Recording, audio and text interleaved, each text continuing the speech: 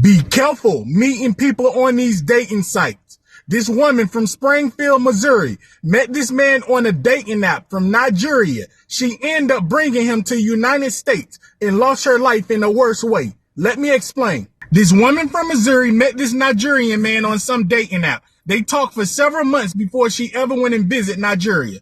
This woman fell in love with this Nigerian man over the phone. She loved the way he looked. She loved the way he talked. He was very respectful. She knew she wanted to marry this man. So this woman ended up getting a passport and a visa and traveling to Nigeria for 4 days. When she traveled to Nigeria, this man was everything she thought he was. He was nice looking. He was very respectful. They stayed in a hotel for 4 days before she traveled back to America. A year later, she traveled back to Nigeria and she married this man. And then she applied for him to come to U.S. After this woman applied for a spousal visa for her husband from Nigeria to come to U.S., it took them almost 4 years, but she visited Nigeria 3 times. When her husband finally made it to the United States, she was very happy. Everything was going perfect. Within 6 months, she became pregnant.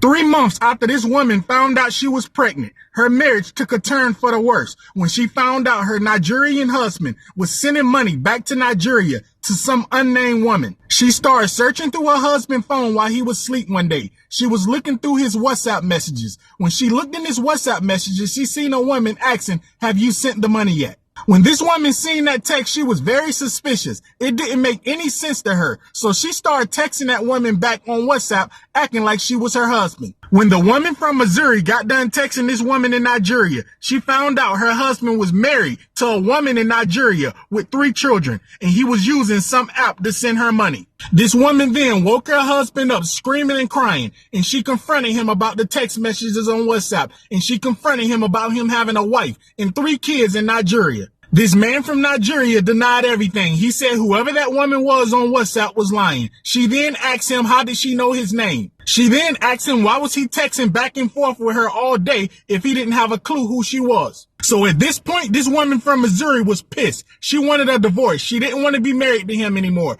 And she told him she's going to find whoever she needed to talk to and tell them this marriage was a scam and you was married in Nigeria with 3 kids. This woman from Missouri said she want him deported out of the United States. And she said she's going to do whatever it takes. When she told this Nigerian man she wanted him deported and she's going to do whatever it takes, this man snapped and he beat her and dragged her into the kitchen and pulled a sharp object. This woman was stabbed over 40 times. Her body was left to rot for 3 days before law enforcement did a welfare check on her house when her mother couldn't get in contact with her and her mother called law enforcement. Something told her to start checking on her daughter. She didn't feel something was right. Her and her mother didn't have a good relationship because her mother was against her going to Nigeria, marrying a man. It took them 4 months to find this man and charge this man with taking his wife's life. Be careful when you meet people in other countries. Some of these people still have families. You don't know what their real intentions is with you.